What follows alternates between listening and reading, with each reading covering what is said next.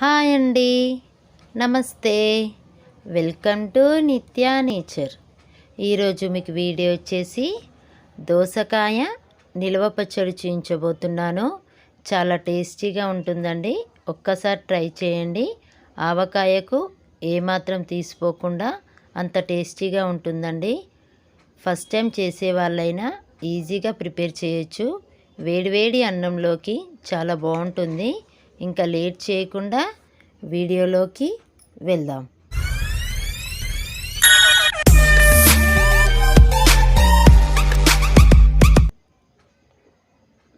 ముందుగా 3 దోసకాయలు తీసుకోవాలి.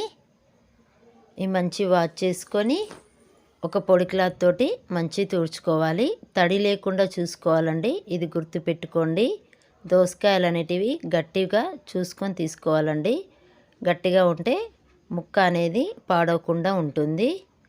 తడి లేకుండా ఉన్న తర్వాత దోసకాయ ముక్కల్ని కట్ చేసుకోవాలి. నేను వీడియోలో చూస్తున్న విధంగా ఉండాలి. ఈ విధంగా 2 సైడ్లు కట్ చేసుకున్న తర్వాత ఇవి ముక్కల్లాగా కట్ చేసుకొని ఇందులో నుండి గింజలు తీసేసేయాలి. ఈ విధంగా కట్ చేసుకున్న తర్వాత ఒక స్పూన్ తోటి నీట్గా గింజలు లేకుండా నీట్గా తీసేసుకోవాలి. ఈ విధంగా తీసుకున్న తర్వాత ఇవి ఇప్పుడు చిన్న చిన్న ముక్కల్లాగా కట్ చేసుకోవాలండి. నేను వీడియోలో చూస్తున్న విధంగా చిన్న చిన్న పీసెస్ లాగా కట్ చేసేసుకోవాలి.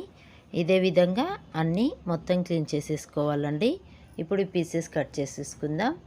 చాక్ తీసుకొని ఈ విధంగా పొడుగా కట్ చేసుకున్న తర్వాత ఇందులో నుండి ఇప్పుడు చిన్న చిన్న పీసెస్ లాగా కట్ చేసేసుకోవాలి. సైజ్ వచ్చేసి మీకు నచ్చిన విధంగా కట్ చేసుకోవచ్చండి. ఇక్కడ నేను చిన్న చిన్న ముక్కలాగా కట్ చేస్తున్నాను. ఇదే విధంగా మొత్తం కట్ చేసేసుకుందాం. ముక్కలన్నీ రెడీ అయిపోయాయండి. ఇప్పుడు ఫస్ట్ ప్రాసెస్ వచ్చేసి స్టవ్ మీద ప్యాన్ పెట్టుకొని 1 స్పూన్ ఆవాలు, 1 స్పూన్ జీలకర్ర, 1 స్పూన్ మెంతులు వేసుకొని సిమ్లో పెట్టుకొని ఈ మంచి వేగనివ్వాలి. ఈ వేగిన తర్వాత చల్లారిన తర్వాత చిన్న రోల్లో వేసుకొని ఈ పౌడర్ చేసుకోవాలి. ఈ విధంగా పౌడర్ చేసుకొని పక్కన పెట్టేసుకోవాలి. ఇప్పుడు బౌల్ తీసుకొని 1 గ్లాస్ నిండా కారం వేసుకోవాలి. ఇది 3 మ్యాంగో కారం అండి. 3 మ్యాంగో కారం లేకపోతే నార్మల్ కారం అయినా యూజ్ చేయొచ్చు. నార్మల్ కారం అయితే కొంచెం తక్కువగా వేసుకోండి. ఇక్కడ నేను 3 మ్యాంగో కారం యూజ్ చేస్తున్నాను. 1 గ్లాస్ 3 మ్యాంగో కారంకి 1/2 గ్లాస్ సాల్ట్ వేస్తున్నాను. 1/2 గ్లాస్ కన్నా ఒక 1 స్పూన్ అంతా తక్కువగా వేసుకోండి. తక్కువ ఉంటే మళ్ళీ వేసుకోవచ్చు. మనం రోట్లో వేసుకున్న పౌడర్ ఇందులో వేసుకోవాలి. 1/2 స్పూన్ పసుపు వేసుకొని కలుపుకొని కొన్ని వెల్లుల్లి రెబ్బలు వేసుకోవాలి.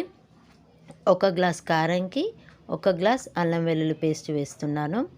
అల్లం వెల్లుల్లి పేస్ట్లో కూడా సాల్ట్ ఉంటుంది కదండి, సాల్ట్ చూసుకొని వేసుకోవాలి. అందుకే కొంచెం తక్కువైతే మళ్ళీ కలుపుకోవచ్చు, ఎక్కువైతే ఇబ్బంది అవుతుందండి.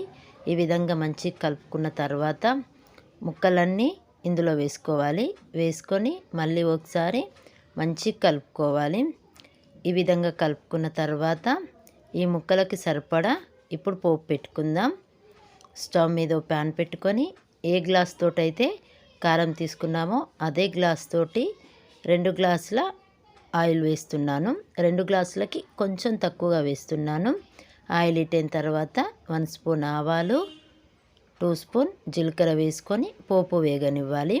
పోపు వేగిన తర్వాత స్టవ్ ఆఫ్ చేసుకొని ఇది కొంచెం గోరువెచ్చగా కానివ్వాలండి, పూర్తిగా చల్లారనివ్వద్దు.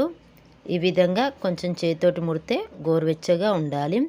గోరువెచ్చగా ఉన్నప్పుడు పచ్చళ్ళలో వేసుకొని కలుపుకోవాలి. ఇప్పుడు ఇది మొత్తం పోపు అంతా పచ్చళ్ళలో వేసుకొని కలుపుకుందాం. ఓసారి స్పూన్ తోటి కలుపుకున్న తర్వాత మళ్ళీ చేతితోటి మంచిగా కలుపుకోవాలండి. ఉప్పు కారం అంతా పచ్చళ్ళకి పట్టే విధంగా చేతితోటి అయితే మంచిగా కలుస్తుంది. నేను వీడియోలో చూస్తున్న విధంగా మంచిగా కలుపుకోవాలి. ఈ విధంగా కలుపుకున్న తర్వాత ఒక నిమ్మకాయ తీసుకొని అందులో హాఫ్ అంతా పిండుకోవాలి. హాఫ్ నిమ్మకాయ అయితే సరిపోతుందండి. నిమ్మకాయ వేయటం వలన దోసకాయ ముక్క అనేది మెత్తపడదండి, టేస్ట్ బాగుంటుంది. నిమ్మకాయ అనేది అస్సలు స్కిప్ చేయొద్దు. నిమ్మకాయ వేసుకొని మళ్ళీ ఒకసారి కలుపుకోవాలి. నిమ్మకాయ వచ్చేసి లాస్ట్లో వేసుకోవాలండి, పోపు అంతా వేసుకున్న తర్వాతనే వేసుకోవాలి. ఇది గుర్తుపెట్టుకోండి. ఇప్పుడు మొత్తం నిమ్మకాయ మంచిగా వేసిన తర్వాత కలుపుకున్న తర్వాత మూత పెట్టేసి ఒక 1 డే అలాగే వదిలేయాలి. 1 డే తర్వాత ఇక్కడ చూడండి ఆయిల్ అనేది ఎంత మంచిగా పేరిందో.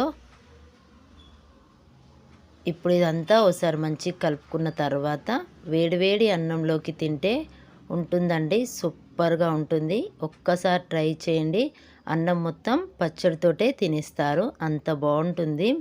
ఇప్పుడు ఇది ఒక గాజు సీసాలో కానీ ఏదైనా మర్తమాన్లో కానీ స్టోర్ చేసుకుంటే 1 మంత్ వరకు నిలువ ఉంటుందండి. ఈ వీడియో కనుక మీకు నచ్చినట్టయితే లైక్ చేయండి, షేర్ చేయండి, సబ్స్క్రైబ్ చేయండి. Thank you.